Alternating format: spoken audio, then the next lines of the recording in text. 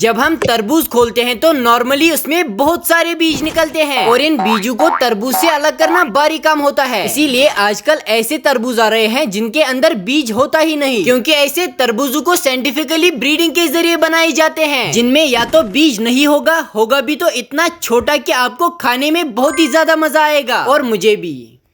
जब एक मच्छर हमारे ऊपर बैठता है तो सबसे पहले वो हमारे ऊपर थूकता है ताकि वो एरिया सुन हो जाए, और फिर इन 6 सुइयों को हमारे अंदर घुसा देता है, जिसमें से 2 का काम होता है हमारे स्किन को काट कर एक एंट्री पॉइंट बनाना, 2 टिश्यू होल्डर की तरह काम करती है और एक ब्लड वेसल को ढूंढने में मदद करती है, जो कि बड़ा मुश्किल काम होता है। लेकिन मच्छर ब्लड वेसल को मिलने के बाद आराम से हमारा खून पीती है, और इतने टाइम में 6th वाली नीडल हमारे खून में सलाइवा इंजेक्ट कर देती है ताकि इससे पेन रिसेप्टर्स ब्लॉक हो जाए और मच्छर हमारा खून आराम से पी सके।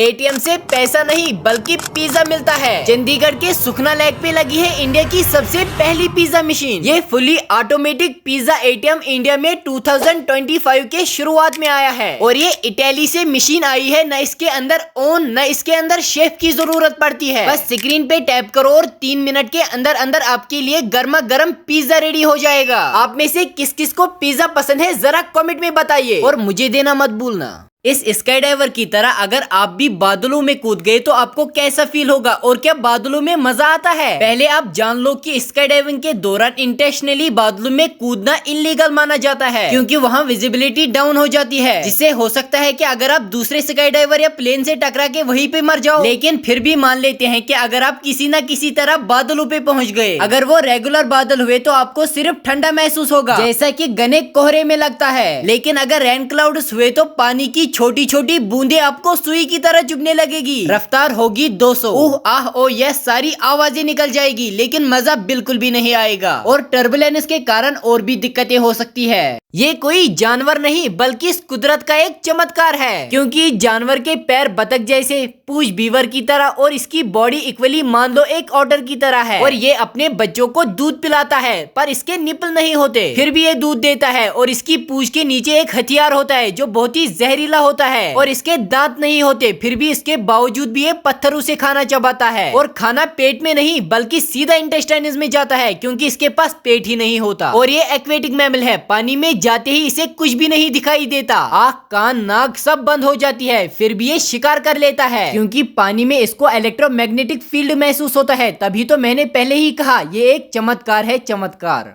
ये देखकर भेड़ भी हैरान है कि इंसान उन्हें जबरदस्ती समुद्र में क्यों फेंक रहे हैं, और कुछ लोग तो उनको पानी में भी डुबो रहे हैं, लेकिन क्यों? अक्सर भेड़ के बालों में पैरासाइट वगैरह चिपक जाते हैं, जिसकी वजह से वो बीमार पड़ जाते हैं। इसी वजह से कुछ किसान इनको केमिकल वाले पानी में 2-3 डुबकियां लगवा देते हैं ताकि उनकी बॉडी पर लगे पैरासाइट मर जाए। वही कुछ लोग तो इनको समुद्र में भी फेंक देते हैं ताकि साल्टी वाटर भेड़ के बालों पर लगे 99.99% पैरासाइट मार दे।